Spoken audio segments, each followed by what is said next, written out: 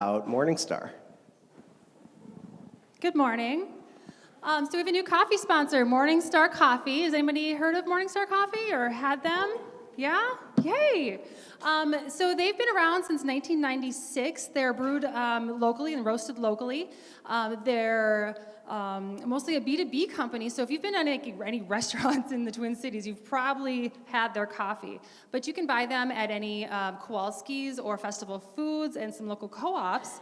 But they are really excited to be part of Social Media Breakfast, and we really hope you enjoy their coffee. So pick some up today if you like their coffee. Thank you, Molly. Yikes, what happened? Lost my slides.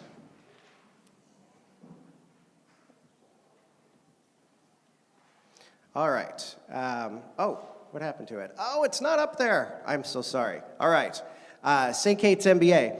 Purple table over there can get you all the information on their MBA programs, and they have spring admission is happening right now. They have an upcoming open house. You can go to their website, stkatesmba.org, right, for more information, or you can talk to Diane and company at the table over there, and they have cool little pens and lots of information about the MBA program. So check it out. In particular, their integrated marketing and communications program. Thank you, Jen. Off mic. Gosh, we're really vibrating. We are streaming right now. We will be tweeting out the link momentarily, powered by Skelly Video Productions. Right here. Who's here for the first time? Show of hands. Excellent. Welcome. We hope it's not your last.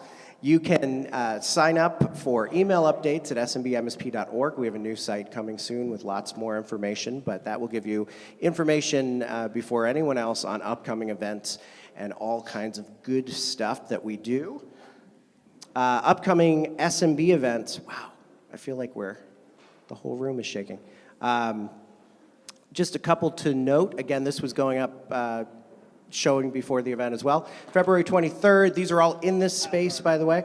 February 23rd, The Power of Social for Justice, conversation with Nancy Lyons from Clockwork. Our own Jen Jamar will be doing an interview on stage and walking through a number of related themes to that topic, as well as taking audience questions. March is budget-friendly video marketing. Tips and live critique with Erica Hanna from Puke Rainbow's Creative. Excellent video knowledge. She is the one to talk to about that. And then finally in April, we have another round of 3 social media case studies. So these will all be available for registration very, very soon, Monday, I believe, at our website. All right, this is the man, T-Sauce.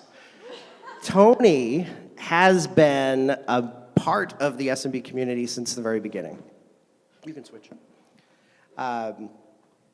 In addition to always being here when we need him for case studies and support and just general awesomeness, Tony is a digital strategist with a focus on demand generation and customer retention with Level Up Content. Mostly recently, he led enterprise content and social media for Lifetime Athletic. And prior to that, he worked agency side building social media strategies and buzz building PR campaigns. Please give a warm welcome to Tony Saucier.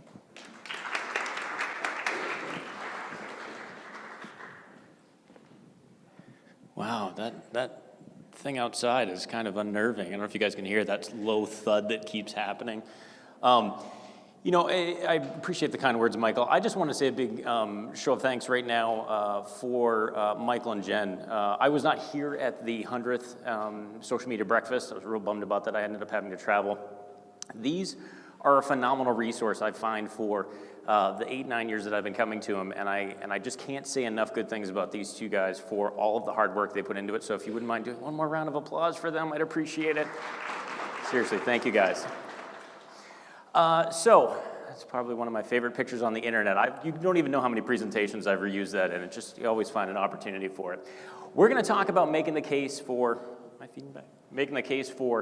ROI in social media. So how do you convince stakeholders within your organization how to spend more on social media?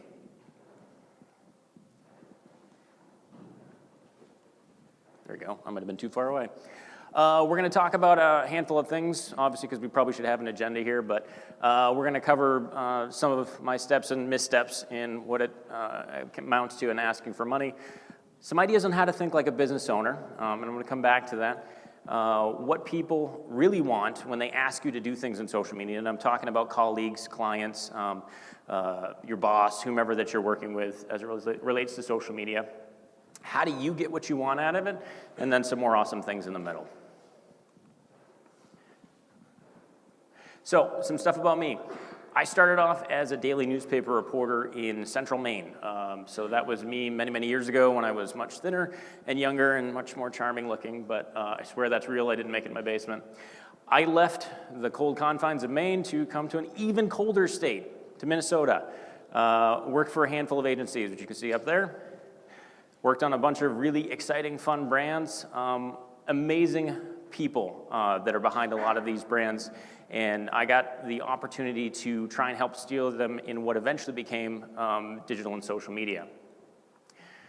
As Michael mentioned, I worked for about 4 years heading up social enterprise content at Lifetime. Again, a lot of the learnings that I've got that I'm going to share with you today came directly out of that experience. And then after a while, I said, you know what? I've done everything else. I need to start my own company. And that was really great for a short window of time, and then I realized that working out of coffee shops and by myself out of my office and my home was not all that it was cracked up to be. So I don't actually do that anymore. Sorry, I didn't do the update on that, Michael. You do, we have to start over again. So now, it's kind of dark, but I spend my days heading up all sorts of digital initiatives for this guy. It's Andrew Zimmern. He's on TV. He's Minnesotan by adoption, so he's from New York originally, but he's got a handful of different digital content, restaurant licensing businesses all located here in beautiful St. Louis Park, which I handle a lot of the digital for. And I get to work around people, and I get to eat a lot of food, which you can see if I do the side profile. Look at that, it's good. But it's a pretty exciting and challenging place to be at. So the talk that I'm going to walk you through today, the things that we're going to cover, I don't know how close I have to be to that thing. He keeps not wanting to come up, but do you want to do that? Here. Yeah.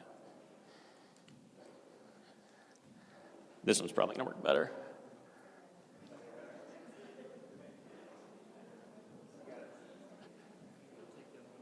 No, I don't think so. Yeah, you don't have to worry about it.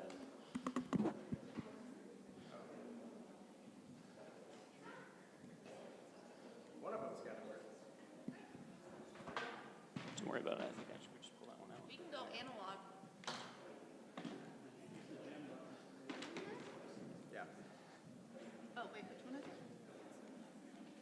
Oh, that's what happened. Don't worry about it, guys. I think I got it better. Okay. All right.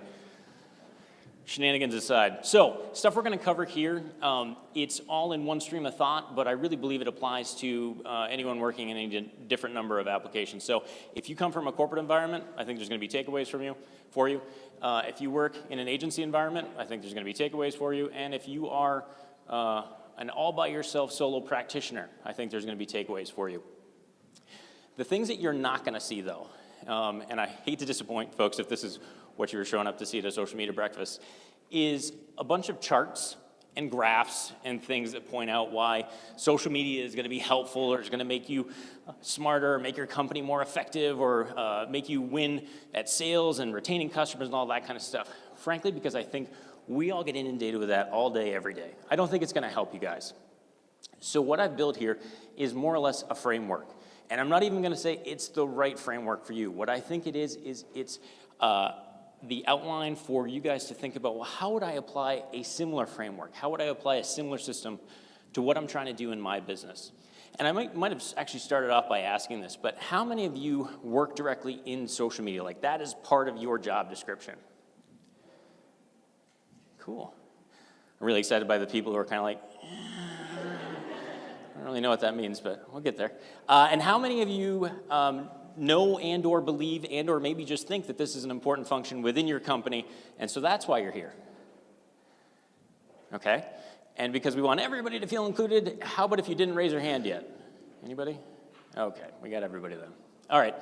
So again, this framework I think will apply if you work in corporate, you work in agency, or you work all by yourself, because ultimately your relationship to the work that you're doing in social or overseeing in social or directing in social is going to be the same.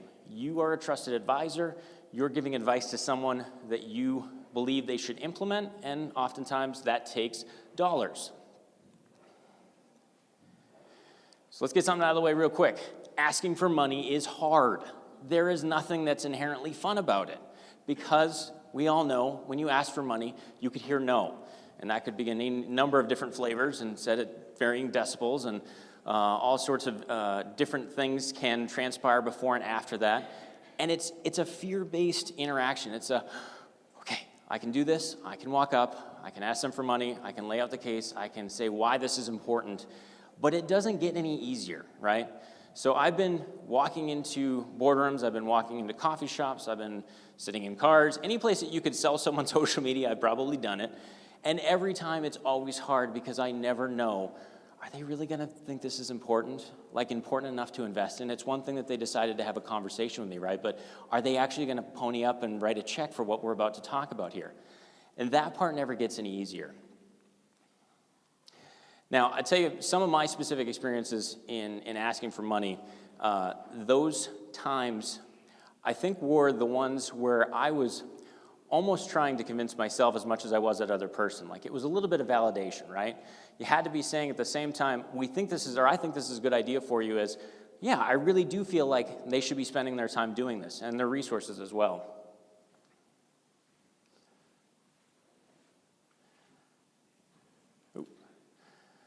So when I first started, 2008, I was working in a small shop here in town, GDB, good shop. I don't know if any of you guys work there or have worked there, but it was like right at the very beginning of when social was starting to become a thing. It was starting to be a conversation. And I tell you, the main tension that our clients had when I would walk into these rooms, these meetings, would be, what are people saying about us? We're not sure what's going on out there on the interwebs, but we really want to know what people are saying about us, right? And so I put together a pretty slick presentation. It had very few selling points right at the very end of it. It basically came down to, hey, look, we can do a sentiment analysis for you. We can help understand your share of voice. We can tell you what people think of you, over time even. We can help show how that relates to your sales. We couldn't really, but we showed a graph, and then we could put that next to a graph of sales. So that's how it relates to sales. And we had this fantastic tool, Radian 6. It was fantastic at the time. Anybody still using Radian 6? Anybody ever used Radian 6? Yeah, I think that says something. Anyway, it was a great tool at the time, and as I got in front of more clients, what was amazing and this benefit, really, I'm talking about for me, was the more clients I sold that into, the more of my time I could dedicate to doing this thing that I really enjoyed, right? I really enjoyed digging into all this data and social and understanding how could this be applied from a business standpoint. Now, I will be absolutely honest with you guys, I didn't know what the hell I was doing. So I could crank out these Radian 6 reports, these sentiment analyses, could hand them over to a client, act very confident, walk out of the room, and have one of my colleagues say, so what do we do with that? I don't know. But we were selling that on a monthly basis, right? Fast forward a couple years after that, and clients went from, okay, what are people saying about us, to shouldn't we be saying something, okay? Shouldn't we be out there talking about anything, you know? Because some of the more ambitious, industrious brands were out in social media sharing things, right? And I call out this client tension down here at the bottom, fear of missing out. I had to have my 9-year-old explain to me what that meant. That was really driving why my clients wanted to get involved, and why they wanted to be out there sharing and creating content. Now we kind of think about this as, it's a must. You mean, like, you don't even give it a consideration. If you work for a brand and you want to make an impression on your end user, your prospects, your customers, what have you, you just make content. That's what you do. I think probably a lot of us in this room spend a lot of our days making content. But back then, it was more of a hurdle to help clients get over. And so, of course, as I mentioned, having a great tool. I also had one for this specific application. It was called the Content Calendar. You guys still work in spreadsheets? Anybody? Hey, it's okay. It's okay. You don't have to feel bad about it. You know, show me another tool which is as effective of charting pieces of content over time across multiple days and, than a spreadsheet. I don't know that it exists. But what was interesting there is I'd walk into that room with a client and I'd say, hey guys, I don't say this anymore, but I used to, join the conversation because people are out there talking. And I'd show them these content calendars, and I'd say, we can make these for you every month. We'll have something to say every day.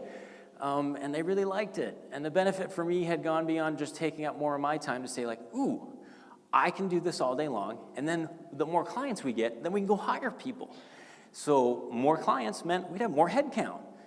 So this is where my mind was. Again, this is 8 years ago, in thinking about how to really build out a social offering within an agency.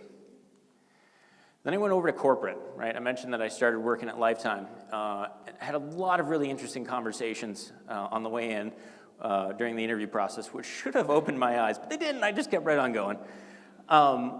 Where they would say things like, you know, it's great that you've got all these campaigns that you've shown and they drove all these amazing likes for Capital One or United Healthcare or whatever, but how did you impact their business? And so I'd, you know, do a little tap dance and shuffle and figure out some sort of answer. And they're like, oh, yeah, okay, that makes sense. But really, I'm like, oh, I don't think I've really actually done that. You know, to come out of working 4+ years in social media and have someone ask you, what have you done to advance your client's business, right? That was an eye-opener. But it presented me with the opportunity to take on a challenge working in an organization and trying to figure out how to impact that. So this was a question I heard a lot. How is this actually helping our business? So they hired me, and there were 3 or 4 other people on the team at the time. So it was a really good, robust team. They still have a really great team here down in Chanhassen. But they wanted to know, okay, what is the actual impact of having all of you people show up every day and we pay your salaries, right? And it took me a while to figure out how to justify that. But the quickest way that I could think of to help them understand the impact is to come up with a new tool, because I was like, hey, we'll just keep making tools. And that happened to be an operational plan. It's a very operations-heavy company. Lots of corporate cultures are very focused on operations. How do you manage someone's schedule down to the minute and second of where they're spending their time so that we can get the absolute utmost efficiency out of the work that they're putting into their gig? The idea was that we were going to find ways for them to integrate social media into their business practices. So that was kind of the pitch I made on the way in, and for the first year I was there, this was a big part of what I was focused on. The idea being is that the more business owners, the more people internally, and they were basically internal clients, the more internal clients that I got ramped up about this idea, the more impact we could have. The more social would just be pervasive through all of Lifetime. And then everybody would be like, man, that Tony guy, he's pretty good at what he does. We like that. It didn't actually work like that. About 6 or 8 months in, I started to realize something, right? The idea that I had really been pushing for more the whole time that I'd been working in social. I was all about, I need more X, and that will drive more investment. That could be, I need more clients. I need to sell more jobs. I need to integrate with more parts of a business when I worked in corporate. And this was a mistake because I was trying to equate 2 like things. I was trying to say, like, as column A goes up, then column B is going to go up. It didn't work like that in all the other facets of the companies I was working for, okay? So they weren't looking at it when I was working at agencies. They weren't looking at it when I was working at Lifetime saying, oh, well, if we just have more people come in the door that want these services, then we just have to have more people to fill those services. They were always looking for what's the +1, okay? I had a boss who was always very fond of saying, show me how 1 + 1 can equal 3, okay? And that was a thing that I didn't get because I was always just equating how much we put into it, meaning how much they would want to invest in it. And there was a guy at Lifetime who I credit with a lot of things. Super smart dude. His name is Al Iverson. Not actually this guy. Different Al Iverson.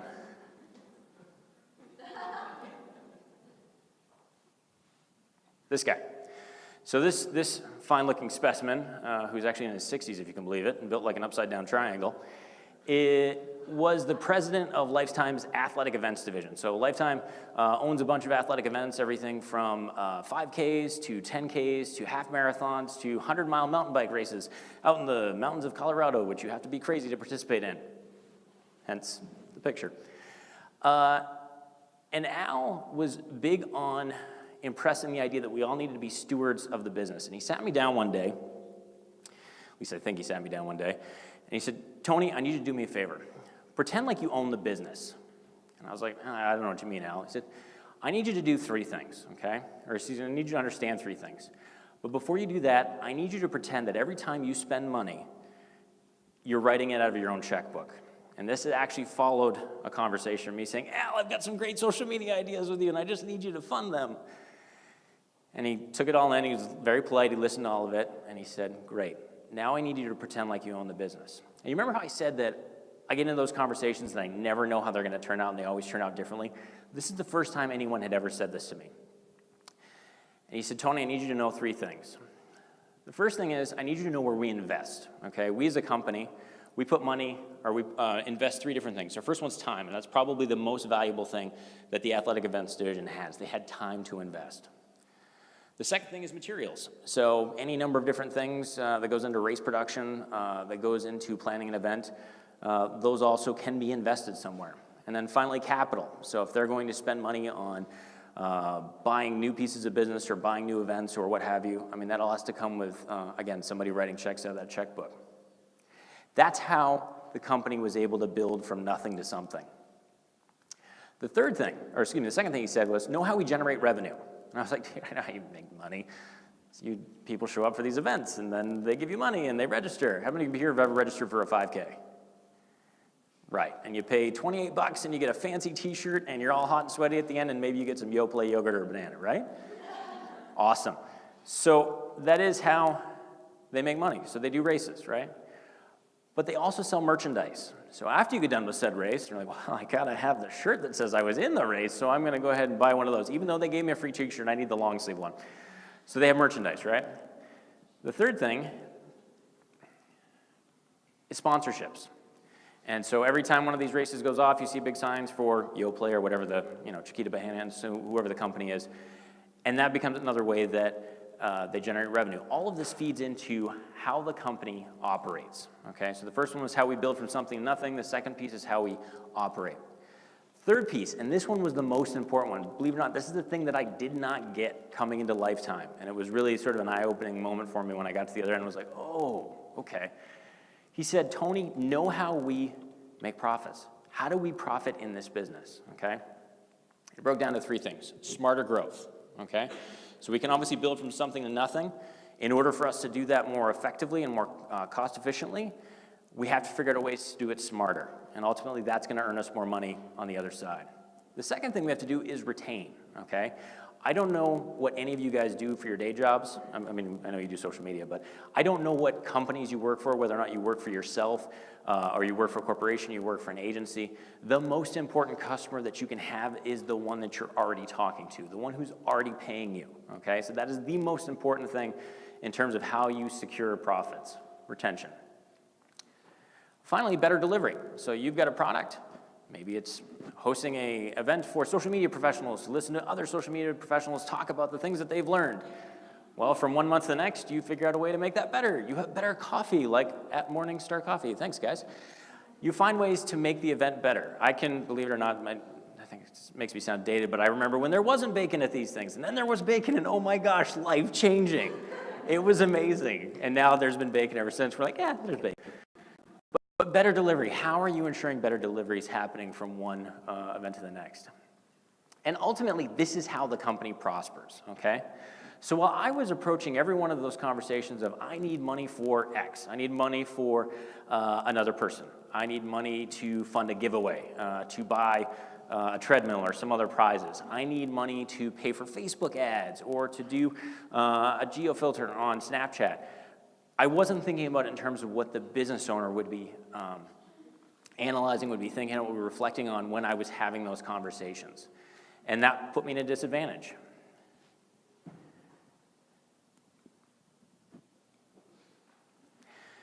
So once I had that information in hand, now I had to think about how can I take away these learnings. So it was a big conversation I had with Al, and I sort of walked out of his office and was like, I didn't get a yes, by the way. He didn't actually agree to fund any of the stuff that I was asking for. So, maybe that was proof in and of itself that I had some more work to do before I got to that point. But there was a lot of things that I took away from that conversation that then I had to figure out how to integrate with the things that I was getting asked for. Because even though Al was a decision maker, He would be the one writing a check or signing a check for me and giving me money to execute a campaign. I had brand managers. I had colleagues. I had customers. I had whomever who was asking me to do stuff. And those things that they were asking me to do didn't align with the way I was thinking, okay? And this is what I find is often the disconnect. You've got people who want you to do social media things. Fill out, fill in the blank, whatever thing it is that somebody can ask you to do in social media as a part of your job. You anticipate, hey, this will go much better if there's an investment. But the person who actually would be writing a check for you, who'd be giving you that money, doesn't think the same way that the person who's asking you to do that thing. Does that make sense? There's a disconnect between how those two people are approaching the same conversation. And in essence, you're kind of the go-between. You're the liaison. You're the diplomat that's got to figure out how to manage those two negotiations and make them fit together so that you can accomplish what person A wants and you can get money out of person B or person 2. So let's be honest, a lot of our days look like this. We come out of those conversations and we're like, oh my gosh, why is this so hard? If only people knew what I knew, this would be much easier. Not to mention which, we work in an environment that is complicated in and of itself. Anybody even know what that means anymore?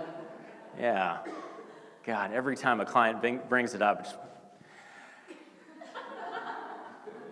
it's a myth that just kept getting worse and worse. And now I think the reality is at least we're all sort of having that come to reality moment where we're saying, you know what, we're going to need to invest in order for this stuff to happen. The second thing that's really impacting our environment is that there's misalignment. I talked about it, again, with the person who's asking you to do something in social media and the person who might be helping you to fund that thing. There's misalignment in what they're looking for. Also, because it's social media and everybody can do it. Hey, I'm on Facebook, right? You probably had people in your organizations who were like, yeah, we had this new product coming out, so we started a Facebook page for it. And you're like, what? You did what? You did what? Right? And some of you may be responsible for your company's corporate guidelines or social media policy, and if you even spelled out explicitly, do not start Facebook pages, and yet you have some brand manager who walks up to you and says, yeah, I started one this weekend. It's great. You want me to invite you to it? There's misalignment in every organization, and it's made only worse because everybody has some, I think, sort of vested idea that they can really do a lot of maybe what it is that you do. We all know that's not true. The third challenge here is that there's a sales disconnect, right? That same person, again, who's asked you to say, like, hey, can you put this out on Instagram this afternoon? We've got a new thing happening. We really need you to promote it. They have this idea that if you put this thing out there, all of a sudden it's going to cascade in amazing viral connections and people are going to share it so much and then sales are, boom, going to go crash through the roof. None of that stuff happens. It goes out. Maybe it gets seen by, 12% of the people following your Instagram profile. You get 80 likes or whatever it is. And you're like, hey, that's a pretty good day. And the person's like, well, wait a minute. Where's all the sales? We shared it, right? I mean, like, you did share it, right? They didn't look. There's a disconnect between what you're doing and what people think you're doing and what's actually happening. So if you can manage to find your way to the other side of that, you can take those questions that they ask you. They say, hey, what are people saying about us? Or they're saying, what should we be saying back to those people who are saying stuff about us? Or are we following best practices? Are we really out there doing what we should be doing? And then finally, are we taking advantage of the best possible technology? Okay? Now to go back to some of those earlier observations I made, that's what they come to you asking for. That's the question. And for me, there was a switch that flipped when I realized I've just got to figure out how to put this into the terms that I know are going to resonate. So it's a little bit like I start playing translator. I talked about being a liaison. Because the way that they're phrasing it is a tough question to answer. So the way that I needed to think about it was when they said, hey, what are people saying about us? They really want insights. You can't walk into a business meeting or a marketing meeting and have somebody say, hey, we're looking for some insights here, and not basically get nods around the table. Everybody's like, yeah, no, I get what you're saying. We know why you want that. That makes sense. So insights, that's sort of a universal term as it relates to a lot of the things we do. Great, all right, that makes sense. When they say, hey, what should we be saying? Okay, that boils down pretty succinctly to content. Got it. We're all in agreement there, and everybody has at least a rough sphere of understanding when we talk about content and what that means.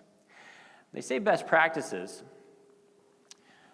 Part of what they're really getting at is conversations. Now, conversations aren't necessarily best practices, but think about us as human beings and why social has, the pull that it does. Think about what Facebook just did to its news feed. Oh, it still hurts. But the idea that they want to put more of an emphasis on meaningful connections. Those best practices, the way that we can best affect work on behalf of our clients, on behalf of our companies in social is by nurturing better conversations. And finally, when they say, hey, are we taking advantage of the most cutting edge technology out there? That really boils down to experiences, okay? So you note that whole slide, all of these things that we had up there, none of them, it's not going to come back now, sorry. None of them had anything to do with, hey, here's a really interesting feature off of one of the social platforms, or here's some part of your Snapchat profile, which we think is really going to be useful, because when it really boils down to what's going to make the biggest impression with the people you're talking to, yes, there's a novelty there. The new exciting thing that you can do with Facebook Live is going to be interesting to some people. But at the end of the day, it needs to translate back to those. Did I completely go blank? Oh, no, sorry, this is one of those slides that has a bunch of builds on it. It needs to translate back to the ways that they're going to be thinking about it. So again, they come looking for content, conversation, experiences. That's a laser light show. What they're really looking for is smarter growth, retention, and better delivery, okay? It's the difference between what their requests are and what their expectations are. And again, this requires you to play a bit of a translator, okay? In order to really affect how that conversation goes with a stakeholder, in order to get them to take out the checkbook and sign some money over to you, you've got to be able to translate the things that you're being asked to do with the things that they're going to be considering when you actually go in and make that pitch. Now, luckily, each one of these buckets that we could be looking at to try and convince a stakeholder has a specific metric, okay? So I've even gone to the point where when I get ready to make a pitch about, and now it's, to my boss, the bald-headed guy, when I go in to make a pitch and say, hey, we need to invest some money in something, this is actually where I start, okay? It's these sets of bullets down here at the bottom. We think about smarter growth. Well, we can do that by capturing some type of preference from our customers. We can do that by capturing some personal information. We can figure out their purchase intent. All of these things can help lead to how we grow as a company and grow more smartly, grow more smartly. You know what I'm saying. Retention. So this is the customers that you already have. How do we look at the things that they're already doing, whether it's how much they utilize your product? They don't even have to be making an ongoing purchase from you. It'd be great if they were giving you money every month, but let's say they aren't. How are they using that thing that they purchased from you on an ongoing basis? How are you encouraging them to keep using it? Upgrades. Are they deciding to get the next new feature for it? Endorsement, repeat purchase. And then finally, from a better delivery standpoint, this is everything from your customer care approach to your operations. So everything functionally that you could integrate social into from a business perspective, all of these things then become the starting point for how I make one of those pitches, so how I get back in front of a stakeholder. So you look up at the top here. Someone says, hey, can you share a post for us about so-and-so this afternoon? I'm like, okay, I can do that, but you have this wild idea that it's going to reach 100,000 people, and I'm going to need some money to do that. So, okay, I'm going to go down into that bucket of metrics, and I'm going to say, hey, we can figure out something about preference in the way that we shape this post, and we'll be able to capture that information so that when I go talk to the stakeholder and say, hey, I need you to pony up $500 so I can boost this to make sure it gets seen by everybody we need it to be seen by. They then are considering that in the way that is most amenable to how they think about their business, okay? This again goes back to the idea of me thinking like a business owner, you guys thinking like business owners. And again, this is different from how we interact and act on a daily basis, So getting out of the weeds, saying like, okay, I know exactly why reach rate is suffering on a Tuesday morning based on this algorithm or this study that I just read in eMarketer or what have you. It's pulling yourself out of that and saying, I've got to frame this up in a way that the stakeholders are going to get it, that they're going to want to participate. So rolling this all together, now how do I get what I want? Because that's really why any of us are here, right? We want to hope this Tony guy knows how we can get some more money. Either that or he's just got a suitcase of money that he's just going to give us some of. I don't, I'm sorry. So again, I talked about this person who walks into the room and says, hey, we really need you to share this hot new product on social because it's going to blow up and it's going to be awesome. Everybody's going to love it and you're going to be famous. I'm like, okay, this is great. I leave the office and I go, oh, God. But anyway, the request is still there. There's a business that I have to support because I'm part of a team, part of an organization. So after that conversation has been had, I do this. I jump up in the air because I'm super excited. I really love sharing your stuff. No, I don't. I determine the applicable metric, okay? So I go back to that list, and we'll throw it up there later. In fact, you know what I'm just going to do? I'm going to have Michael send out a link to this. So if there's anything you're like, man, I really wish I could have gotten a picture of that, but he really clicked fast on things. Don't worry about it. We'll just send you this whole thing, and then you guys can just peruse through it and make up your own voiceover for it. Like PowerPoint karaoke. So we determine the applicable metric. And in this case, that might look like, okay, content. They've got an interest in really in tapping into some smarter growth. How can we figure out how to capture some personal info as a result of this, okay? So how are we going to take the information that people are sharing in social and capture that and qualify it and make that contribute to what it is that ultimately they're trying to do by having us share this thing in the first place? I look for something that I can test, okay? So I look for an idea based on these earlier things that I've sort of assessed and identified, and I pushed it out organically. I know, oh gosh, I'm sorry I said it. I push that out and I say, okay, well, how did it do? Did it get traction? Did some things happen? Did it have the net effect that I wanted it to have? And from there I say, okay, great. I've got some sort of traction. Now I have to figure out how to scale this to accomplish the thing that brand manager wanted when he or she came into my office. And I need to identify the identify the investment that's needed. Oop, that went really fast. Anyway, we're going to skip past that slide. There's a formula I use. It's got 3 parts. You'll notice there's a lot of, collections of 3 things on here, but it's because it just makes it easier to remember. But the first part of that formula is one to change your lane. Okay, and specifically what I mean there is if you work in social media, right, and you're trying to figure out a way to accomplish that business objective, I think somebody's phone off. If you're trying to figure out a way to accomplish that business objective,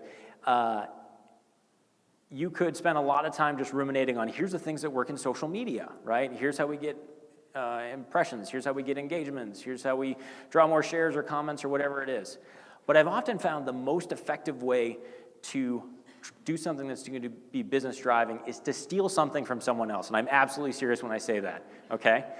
So if you work in social media and you know that the email team has been going gangbusters, their open rates are through the roof, their click-throughs are amazing, and they've been driving a whole just truckload of conversions off this one specific messaging platform that they've been using. Steal it, okay?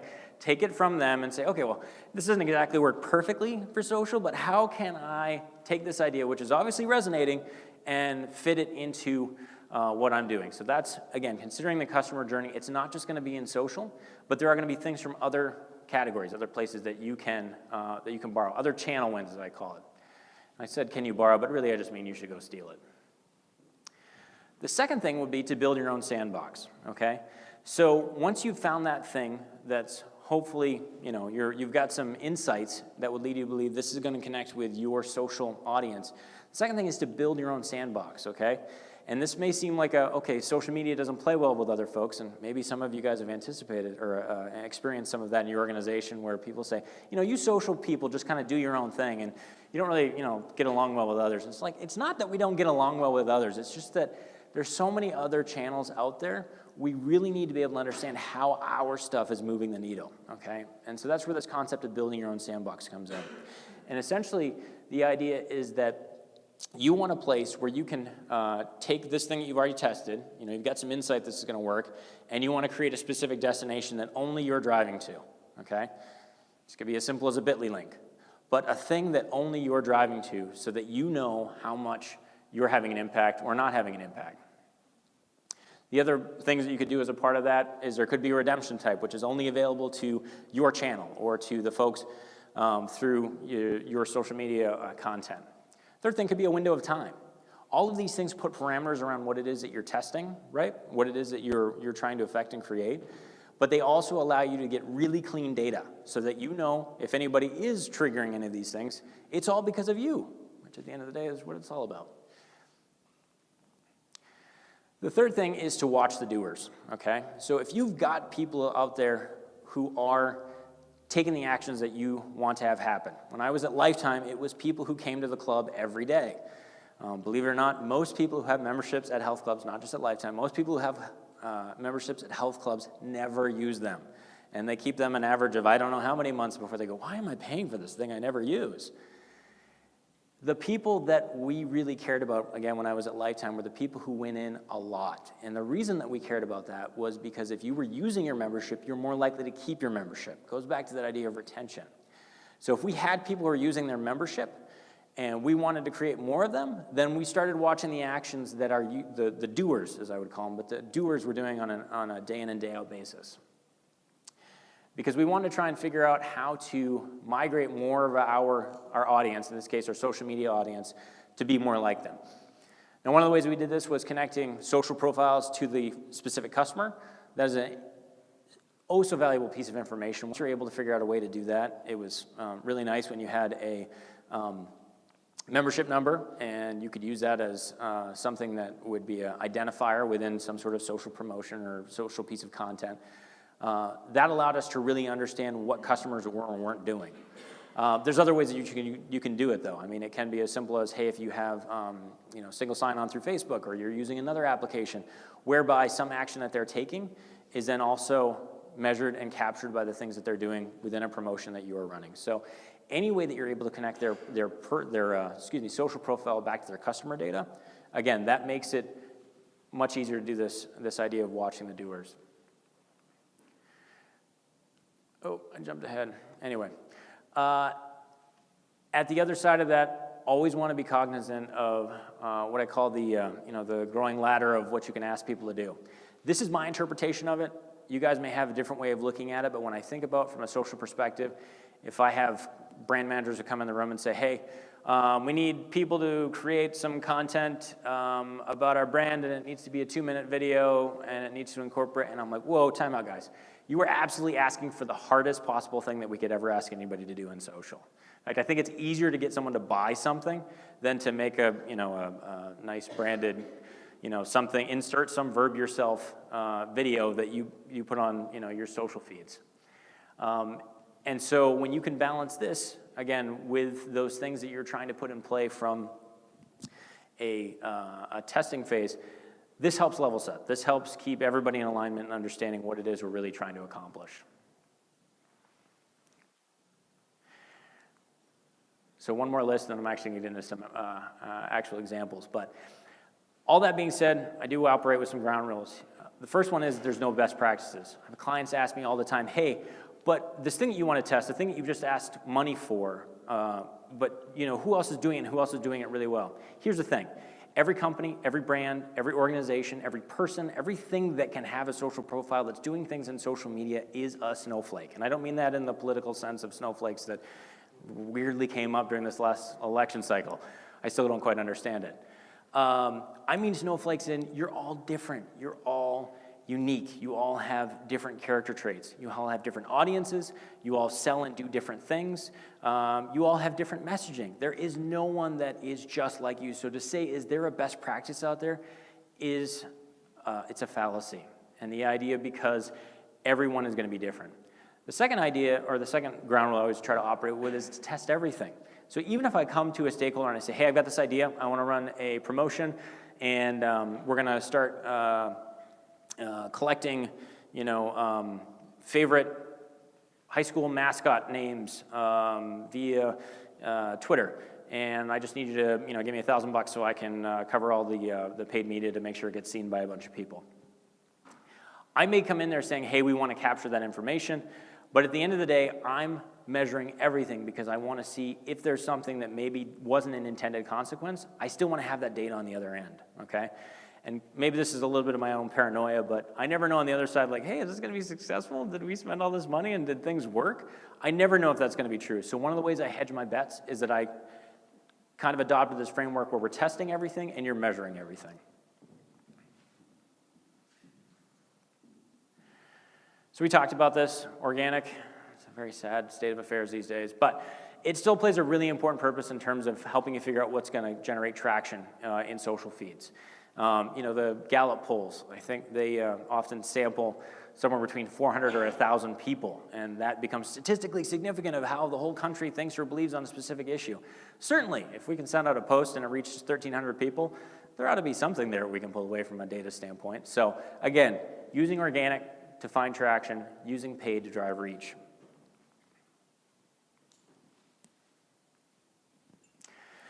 Last point here is funding everything. And what I mean by that is simply this. If you are going to take on the role of being the translator, if you're going to take on this initiative to convince a stakeholder within your organization to pony up money for something that has been identified as a need, you have to be willing to fund everything, okay? That means if there's an associated discount with it, that you need to fund that. That means if you need prizes, that you're going to fund that. It means if you're going to put in paid media, that you're going to fund that. Because at the end of the day, it's going to be a more complete reflection of what it is the company, the organization, the brand actually put into the thing you're doing. If you can say, yep, it was all paid for as a part of this same promotion. We funded all parts of this. Now, a couple of examples to put things in motion.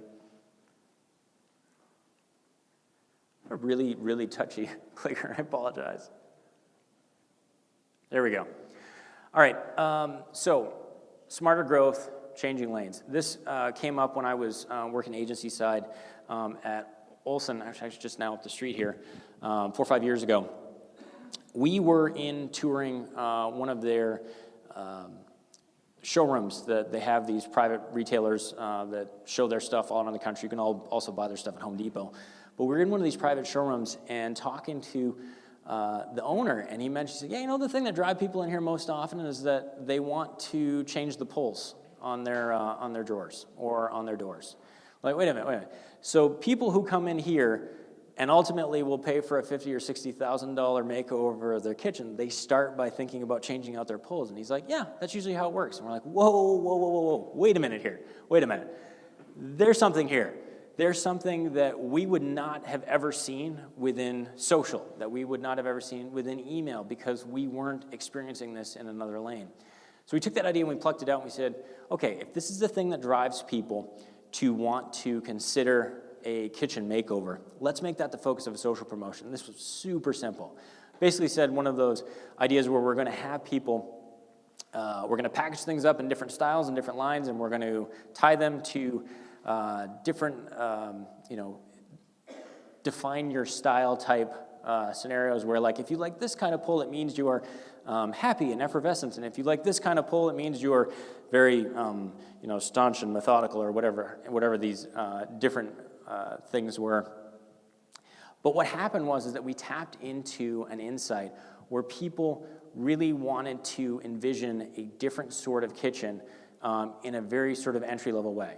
It wasn't saying, hey, you're in your Facebook newsfeed, we really want you to consider a $50,000 makeover. It's like, no, you're in our Facebook newsfeed. Which one of these drawer pulls defines you? And again, it sounds silly to be talking about it like that now, but people click on this stuff. They're like, oh, I can take this quiz. I know which one I am. And people did it. And all of the information we were able to capture was super valuable in terms of generating leads for that company. Another idea that I had worked on, again, not just me, but my team had worked on when I was at Lifetime. I think there's a lag. I think that's what it is.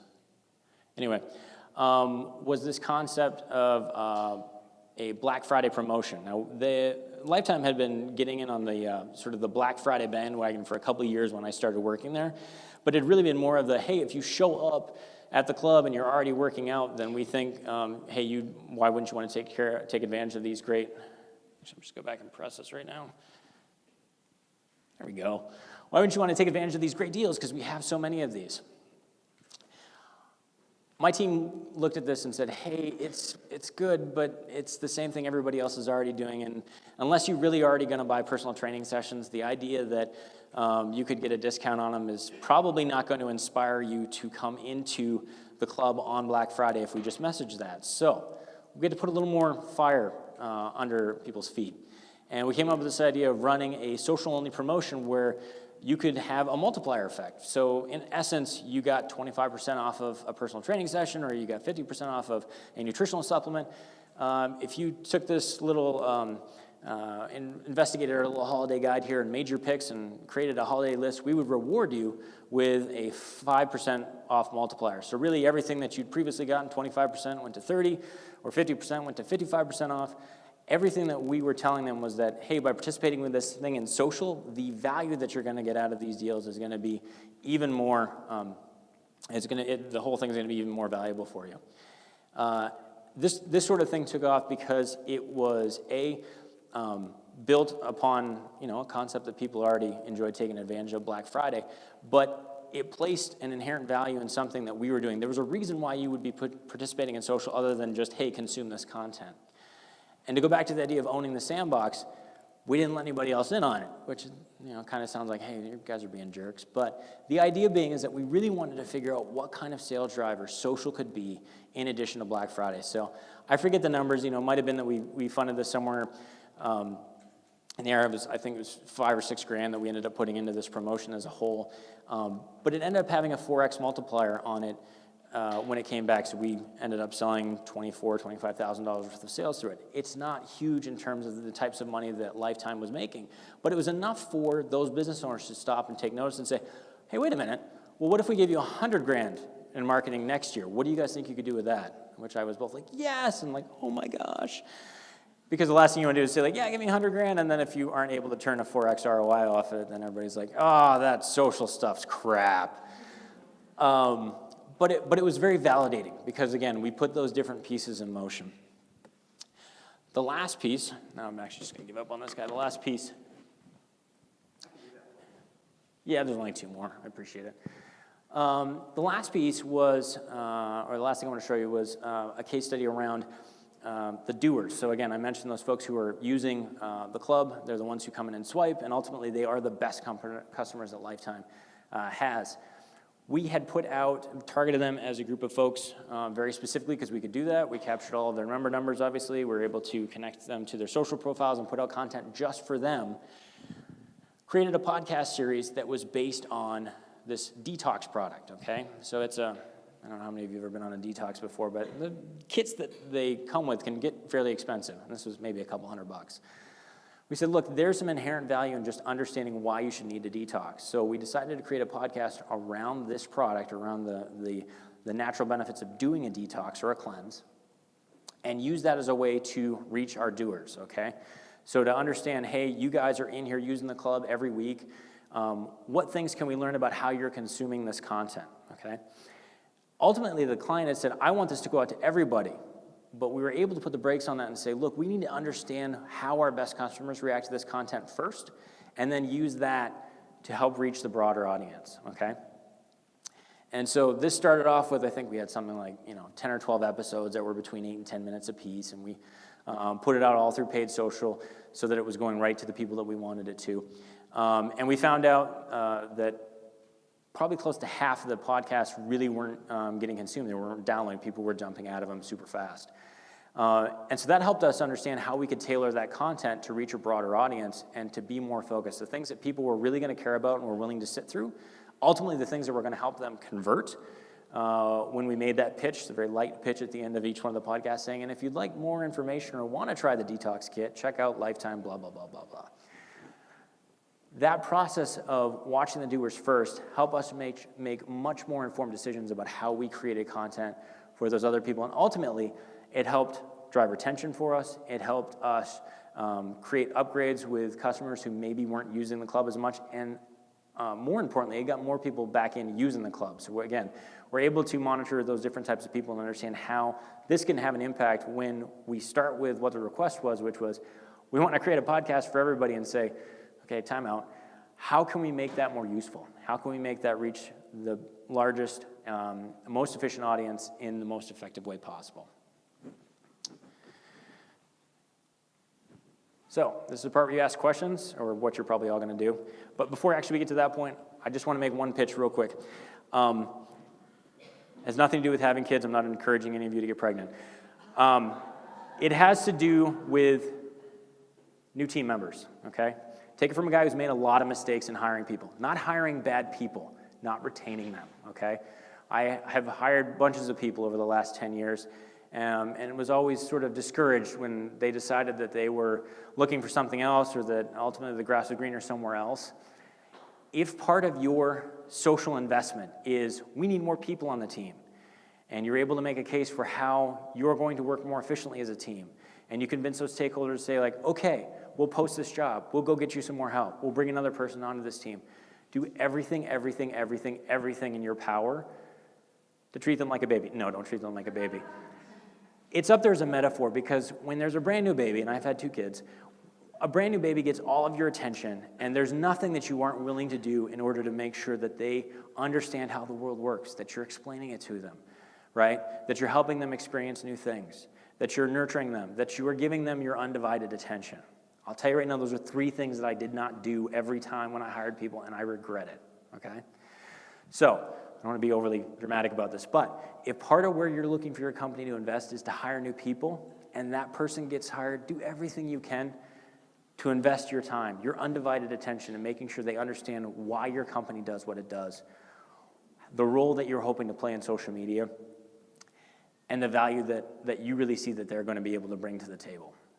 Okay. Now, back to questions. Anybody? Raise your hands for questions. Hold on. Hi, can you hear me? I can. Okay. I don't know if you were talking to me, but I can hear you. In one of the slides, it was level 1, 2, 3, 4, 5, 6, 7, and I understood what most of those words, what most of the verbiage meant within that slide. The one that I need more context for is, what is UGC? Oh, sorry, buzzword. User-generated content. So just asking people to make a thing. Like, hey, will you make a video about your, favorite Starbucks order? Will you take a photo of yourself and tag it with XYZ? Just any of those numbers of things that brands seem to love to ask people to do, but don't always realize that it doesn't hold a lot of value for the people they're asking to do it. So. Well, that one kind of goes without saying. We had that one. Didn't we have another hand over here? Yeah, I'll come back to you.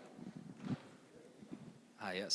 So thank you. This was great information. I feel a lot better about myself after some pitches that I did at the end of the year that didn't actually end up the way I would have hoped, but did follow through with a lot of things that you shared. So I think this might have a little bit more to do with the pitch and the sales side of things, but in the instance that I'm thinking of that I had, where I was able to address a lot of the things you talked about, where finding value, prosper, understanding where investments are made and where your revenue is coming from.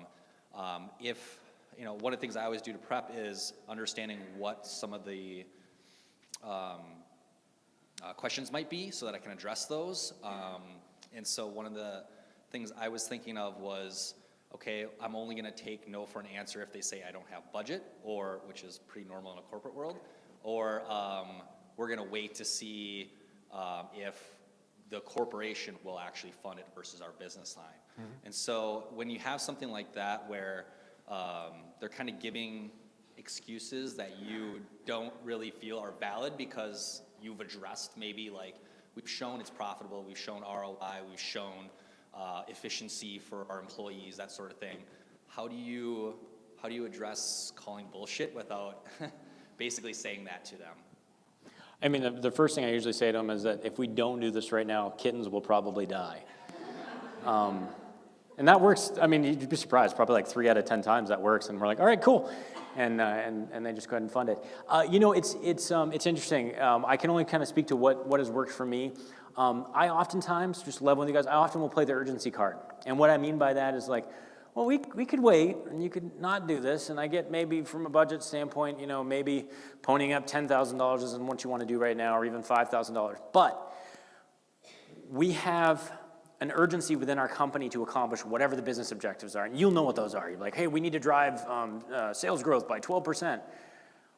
If we wait 6 months to figure out if the company's going to do something, we lose that 6 months and lose the ability for us to affect that sales growth more quickly. So often what I'll say like, hey, we talked about this. This is what we proposed. What if we only do a quarter of that, okay? What if the investment's only a quarter of that, and we'll test it right now, so we'll know, okay? And that way I realize you may not have all the money to put up right now, but that way we'll know faster what works and what doesn't, and ultimately be driving at what's gonna move the company forward, and we won't be stalled out on this bigger thing that we're trying to do. Because at the end of the day, whoever I'm making the pitch to, we're all in the same boat. If our business goal is to improve sales by 12%, that's what we're all being measured at, right? So like, I can acknowledge that they may have heartburn about it, but then I can also sort of bring back that urgency card and say, but let's not lose the time we have right now if a smaller investment will still get us those insights that ultimately can help drive bigger gains down the road. Are there other questions? Did I miss a hand? Okay, we have another back here. Me again. Hey. Okay, so I took some notes because I have to do that. From an operational standpoint, you mentioned growth, retention, and delivery. And one thing that I keep reading about is local branding influencers. And influencers, I think, is going to be a big buzzword this year. And I didn't see you mention anything about that. Can you speak a little bit to that with the operational plan that you discussed? Yeah, it's interesting. That is something that I do a lot more in right now than I ever had previously. Obviously, working for the guy that I work for now, he's got a sizable following on all the social channels. By the way, if somebody wants me to message you from his account, I can do that. So, it's interesting. I think that more so now than ever, the idea of having some connection to an influencer is going to need to be backed up by data. So in the same way that you can have, that sales pitch that you're saying, here's how your dollars would be invested, and this is how many clicks or impressions it's going to drive with Facebook ads, I think it's similarly incumbent upon brands and companies to hold influencers to that same level of scrutiny, to say, hey, look, we understand you bring a lot of value because you're a celebrity, you're an influencer, what have you, but we need to be able to see the metrics. You've got to show us your dashboards. You've got to say, help us understand what we can anticipate from a click-through basis, because ultimately the value of that influencer is only going to be as good as the actions they drive people to take. I mean, I get the idea of an endorsement. I get why that's still valuable today, but I think in the more demand-focused world that we're all living in right now, it's like clicks, engagements, traffic, like all the stuff we're trying to make happen on a day-to-day basis, an influencer has to deliver in that same fashion. So in a lot of ways, I almost wouldn't look at them any differently than an investment in Facebook ads or some other promotion that you could spend money on, because they have to meet out the same results. Otherwise, it isn't something that a stakeholder is going to buy into. To tag on to that, do you think that so instead of using the word influencer from a short-term perspective, so instead of using the word influencer from a short-term perspective, companies should be thinking long-term perspective, obviously, from a patient standpoint. So how about tagging on the word ambassador and being able to pick who they want to be the representation based on what they're sharing in their feeds, content that they produce, etc. Yeah, I wouldn't disagree with you. I think, in fact, at least as far as my experiences, I've actually had a lot more success talking to and working with quote-unquote ambassadors, the people who are naturally using your products and services. Ultimately, they have less to gain by being in a relationship with you. Like, they're not looking at it from a dollar sign perspective. They're looking at it more from here's a company that I believe in who now has an interest in what it is I have to say. And you can't replicate that with dollars. And so I think there is a lot of value in looking at ambassadors in that same way, or differently, but in the same vein. Yes? I have a question, T-Sauce. Maybe it's too soon to tell, but you know about the new Facebook changes. Yeah, I know. Has anything changed, or have you seen anything change, or with strategy? Can you address that at all? I can say just from a use perspective on the platform, I don't know if you guys have spent a ton of time looking for branded content. I've been on there a couple different days just for like a half an hour trying to find something that came from one of the pages I followed.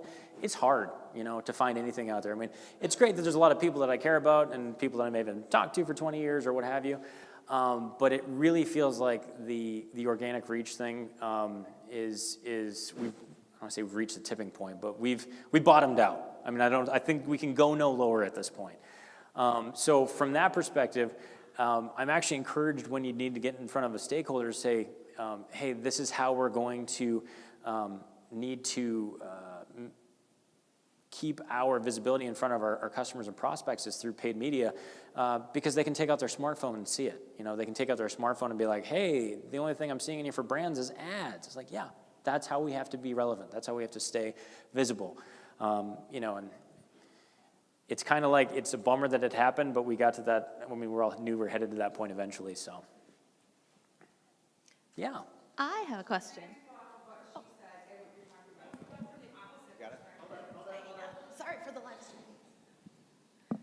Sorry, thank you. I guess piggybacking off of her and a little bit of her, what about from the opposite perspective of like having an influencer as your client and targeting brands for sponsorship? How would you target and how would you, come across for that for a brand that it's worth their dollars and investment to have their company name behind said event?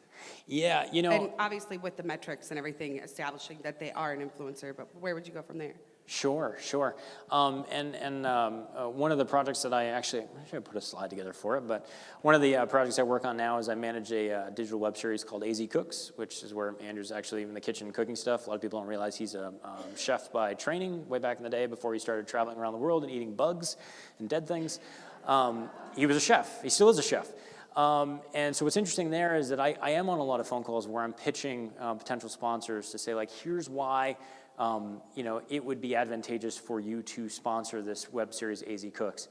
What I found is the feedback most often is that the idea of sponsorship or logos or that sort of thing doesn't really play as well as it used to in that specific field. And I'm understanding that this is actually across lots of different industries, but product integration, that's what people want to see. When the Transformers movie came out and one of the main characters was a Camaro or whatever, or a Corvette, I can't remember what it was, but it was like, oh my gosh, it's like Chevy must be salivating. It's like, no, that's the direction that I think a lot of companies are moving in. So I think working with an influencer trying to pitch brands, the impetus or the focus really needs to be on how are we integrating, how is the influencer actually using your products and making it a relevant part of the video, not just a, look what's on the table next to me, because it's easy to do that, but it doesn't necessarily invoke sort of an authentic reason for it to be there. To the beginning of your talk today, it was wonderful. I was like, oh man, he's just like me. Like, I make those mistakes too. What she's really saying is then you got to the end and it kind of went. No, but I wanted to talk a little bit about the soft skills that go along with asking for marketing budgets. And since you've had a lot of experience with that uncomfortable relationship that you start building and kind of feeling out like, my pitch this time wasn't as effective because I didn't have this. And then do you have any recommendations for strengthening those relationships to build more confidence so that both in yourself the next time you go back and pitch and knowing that they'll be more receptive to it as well? Yeah. So I think it's a great question, Jen. It's always going to be on a client by client basis, and I use the term client generically, meaning, if you work within a company, you're going to have, I mentioned this earlier, you're going to have internal clients. If you work by yourself, you're going to have clients. If you work within an agency, you're going to have clients. So each client's going to be different, but I think part of what has enabled me to sell a lot of those things that I was talking about earlier with the sentiment analysis and the content calendars and the operational plans, a lot of it had to do with verbalizing, okay? So when I'm in a meeting with a stakeholder and saying, look, we've had some challenges because of X, Y, Z. We know that these things are happening. We've already made some great strides in this direction. I'm not talking about blowing smoke or shining someone on, but acknowledging the fact that you understand their business environment as a whole can do great things in terms of encouraging them to want to invest in whatever way you're asking them to do that. So in other words, demonstrating that you understand the challenges that they face from a business perspective, that it's not easy, that this isn't something just anybody can do, and also acknowledging the good work maybe they've either done on their own or some of the early work that you've done with them. All of those things, I think, help reinforce your role as a strategist and an advisor in the room, but then it also helps them have, I don't say a better feeling, but feel more confident about saying like, yeah, okay, I get how we moved from A to B to C, and now we're ready to go to D. I've got the mic, so raise your hand. Thank you, by the way, Tony. Thanks. Just a quick question on gated content, what your thoughts are on it, where in this level you think that you actually can push a user towards it, and how to combat my team's obsession with it. Sir, because now I'm so curious. What company do you work for? I work for Entrust Data Card. Okay, It's all right. It's a tech company, cybersecurity. Yeah, is it B2B? Yes. Mostly? Okay. Oh, gotcha. So gated content, weird thing. And I say it's weird because at one point in time, like we're like, what's gated content? You would never do that. What, I mean, the internet's free. But I think my take on gated content is that regardless of what it is you sell or whoever your audience is, there are always going to be people who are willing to pay for it, okay? There will always be some subsection of people who say, yep, that's good, it's valuable content, I'm going to pay for it. The trick is understanding whether or not, to borrow an analogy that I'm so fond of, whether or not the juice is worth the squeeze, okay? So you can put a lot of effort into gating content and to creating a whole editorial calendar when you're going to roll out gated content for your company. But at the end of the day, if you only end up having 6 or 8 people or 6 or 8 organizations sign up and subscribe to it, you've invested just a tremendous amount of time in something that doesn't necessarily merit that level of investment. So, I think that the approach that I might take if I had people who were super excited, we'll call them excited, super excited about wanting to do gated content, is I say, all right, well, let's talk to our users, right? And that can happen in a couple of different ways. You can either have the CEO, call 5 or 10 people, and I don't know if that's something a CEO would have time to do, but customers and say, hey, is this something you'd ever pay for? That might be one way to go about it.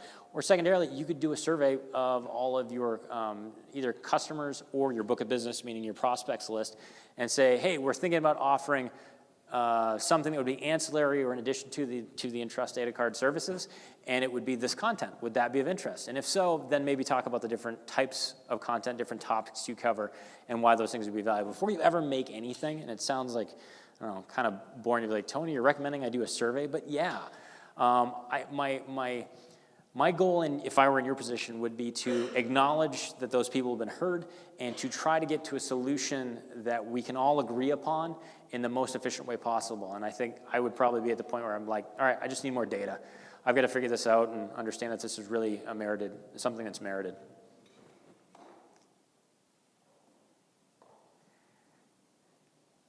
This is your last chance, but I'm actually lying because I know Tony's going to hang out for a couple more minutes.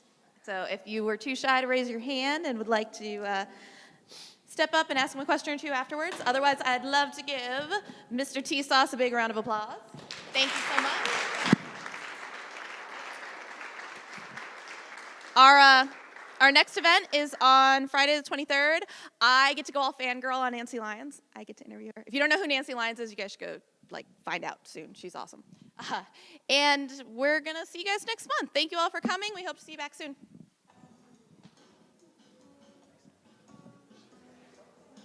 That's why you're supposed to have a slide up. Anytime you give me a microphone and I make stuff up.